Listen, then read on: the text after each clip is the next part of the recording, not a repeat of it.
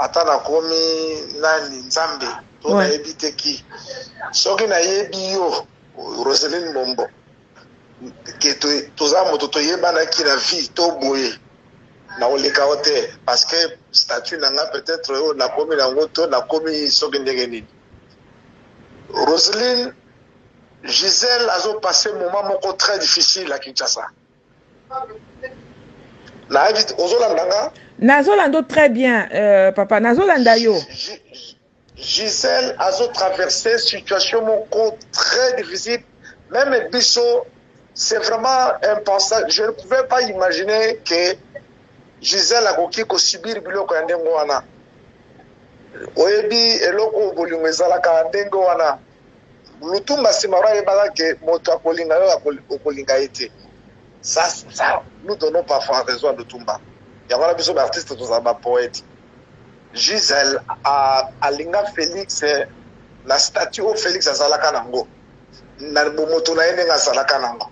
Azalaki mobali bakutana balinga niti oye boti mbuma bara babimi. Lelo Gisèle Félix a komi o azali lelo. Tant Félix a komi boye. Normalement, ezali na impact direct na vie de Gisèle.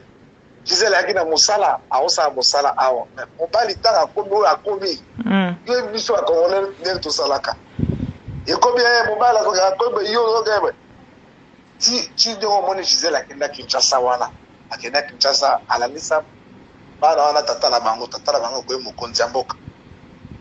Akomi a s'installer na Kinshasa bana bazotanga pe kuna kotima na classe osa. Mais Roselyne, Toboïté, Gisèle quand même a dérangé, n'a évité ce que Gisèle a dérangé dans les Camerounais. Mais Gisèle a subir une pression, il y a consacrateur de la part de votre grand frère. Une pression et puis en complicité avec la Moissine. Une pression, il y a consacrateur. À l'heure où je te parle, Bazotinda Batu, un soldat, colonel Toussous, Aya Kolokola, Gisèle garde na porte. Alors les gars, avec quelle intention? Gisèle Azali wana bana président Bazali wana. Bana Mike. Aussi Bakolongola, Gisèle garde avec quelle. Est-ce que Gisèle te range en quoi, maman Nata Roselyne? Congo est plus de 80 millions de personnes. Ils sont là. Donc, quand la pauvre femme met Gisèle, il y a des moutazali à misère à Congo, c'est Gisèle ou comment? Même que Madame a ligné présence de Gisèle dans l'été. Mais si on est là quand même beaucoup à Gisèle. Hein? Donc, Gisèle, on fait la sous la Congo, vraiment. Et puis, il y a pas de raison que ta mawalta bana na mikete azala bango. C'est la souffrance totale. Mais nana, est-ce que bino boza sûr que bazotinda batu sikoyo? À l'heure où je te parle, batindi colonel Moko na Mousso. Colonel Mousso. Colonel Mousso, bazotinda akene kolongo la garde. Et c'est pour quel motif d'abord? Pour un motif nini? Roselyne Yoka, l'immigration a notifié à Gisèle. Oui. A notifié à Gisèle que à Koki, il fallait convoquer que Gisèle pour la communication à président que le président ne veut pas que Gisèle Azala na Congo. Et hier, pas plus tard qu'hier, je parlais avec Paul Mondela. Je même dit à Paul, mais Paul, quand même, vous avez quand même la respect. On a il y a président. Comment même immigration sont menacées, il va y avoir Kumba, ils ont Kumba, ils ont militaire, pas Kumba, ils ont pas coordination.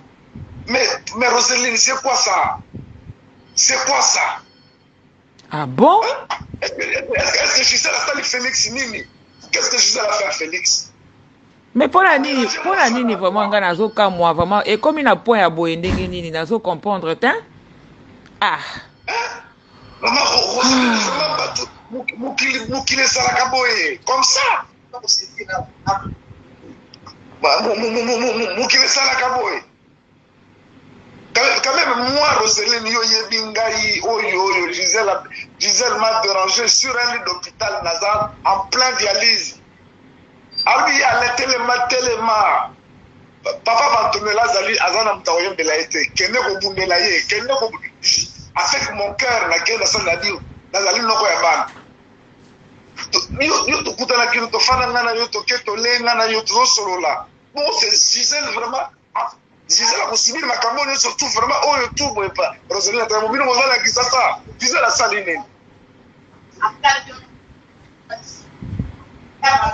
Bon. Qu'est-ce que Gisèle a fait? Attends. Zela nani Alain, pour Nazana Katia Mutuka. Alors, ce que je propose, Nazo Komanandaku, et je te relance tout de suite la poto solo la bien. Naza vraiment, oui que Gisèle Azali, vraiment, Azali en détresse, c'est vraiment, Azali na très, Batunaïni surtout, Balongoli, Bangon, Misala, tout Bazarana Gisèle, donc, Batunani, balongoli banani na musala papa. Expliquez-moi bien. Ba service, Gisèle Azana Batunaï, ba service, sous Bazara ba misala, balongoli bango tu misala. Maman Rosalie nazo bisayo boy. Soki nanazo, soki nyakera simbi mwana wana Gisèle. Maman na Rosalie Momo, omoni makila. Moi, je mourrais na kutali boso. So il y a que la sakana Gisèle a dérangé Gaïté. A dérangé Gaïté. Donc Gisèle n'a pas eu la Félix. Et Nyakero est tant que si Nyakero ose toucher ma soeur. Obiga général à la commune d'Andako. Tout de suite là. À commune d'Andako. Zela Nazo. Maman Roseline, oh, Nazo Bisayo déjà.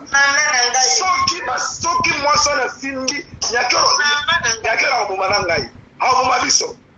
À redessiner notre famille. Alain, Zela. Alain Pela Nazo rappelé Zela.